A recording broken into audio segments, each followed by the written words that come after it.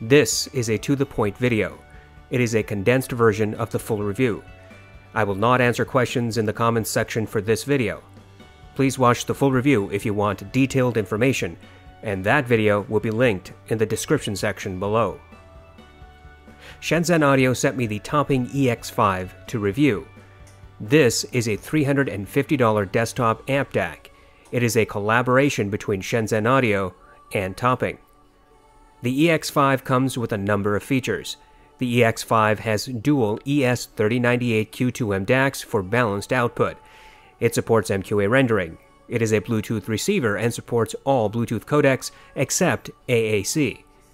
The EX5 has quarter-inch and XLR headphone output. It has a digital display and a basic menu system. The EX5 can output to the headphones only, or to RCA only, or to XLR only, or to RCA and XLR at once without regard to the headphones. The EX5 is built rather well. It is the typical Topping industrial design. This device is small, though it does dwarf the Schiit Magni and Songcause LA-QXD1. The EX5 has a simple layout. It comes with the standard Topping and SMSL remote and all the accessories to get you started. I listened to the EX5 for a few weeks and compared it to numerous devices. I compared the EX5's DAC to the Songcause LA-QXD1 and found there was no difference whatsoever in the sound signature. Both devices sounded identical and are neutral. I also listened to the EX5 and compared it as a amp DAC combo.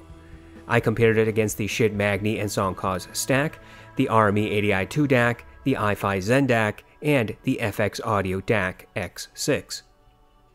The EX5 sounded exactly the same as the Magni and Songcause stack. There was audible difference between the EX5 and the Zen DAC. The Zen DAC had a bit more mid-bass emphasis and slightly greater treble accentuation. The DAC X6 had a slightly leaner presentation, where there seemed to be a marginal emphasis in sibilance and a slight accentuation of treble. The biggest difference was between the EX5 and the RME. The RME sounded clearer overall and had greater separation of musical instruments.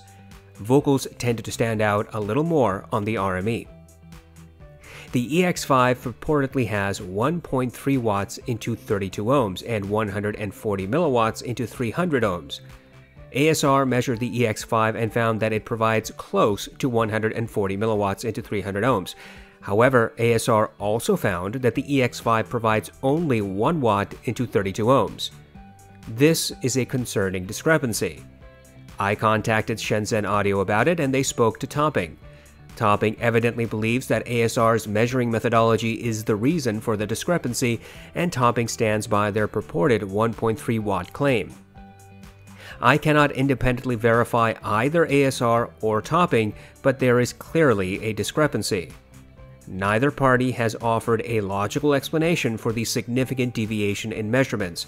In fact, ASR never bothered to point out that its measurement was a whopping 300 milliwatts short of the claimed output. Regardless, you should note that the EX5 has plenty of power even at 1 watt into 32 ohms. There are very, very few headphones that require more power than this. Every planar magnetic headphone I have, and this includes all audeze LCD versions, the Avantone Planar, the hifi Sundara and HE5 SE, meze Empyrean, and Mr. Speaker's Ethers 1 and 2, the Monolith M1570 and M1070, got plenty of power from the EX5. If you intend to use specialty headphones like the Modhouse Argon, then the EX5 may not be for you.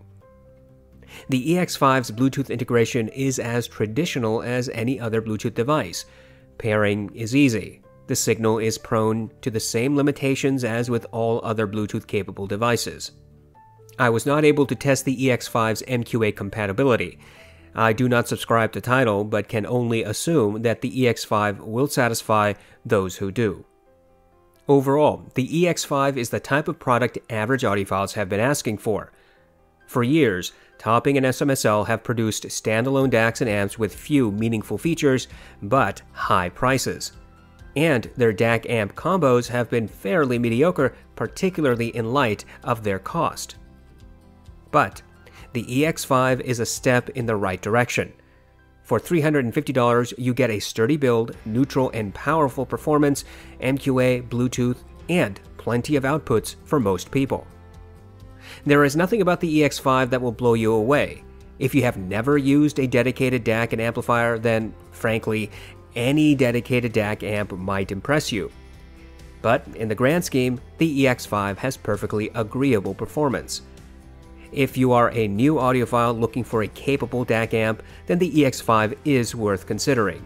You may still want something different down the line, but the EX5 should give you plenty to chew on for a while. If you're an experienced audiophile, then the EX5 is another competent device. You might be interested in getting the EX5 as a supplement to your existing gear. In all honesty, the EX5 is a good device with which any reasonable audiophile should be content. The EX5 has robust build, comes with everything you need to plug and play, is powerful for the vast majority of headphones, and has MQA and Bluetooth capability. I wish the EX5 could also transmit Bluetooth, but that is a feature that no desktop DAC amp currently offers. In short, the EX5 does offer value. If you want a neutral but reasonably powerful amp DAC with MQA and Bluetooth, then the EX5 is worth considering.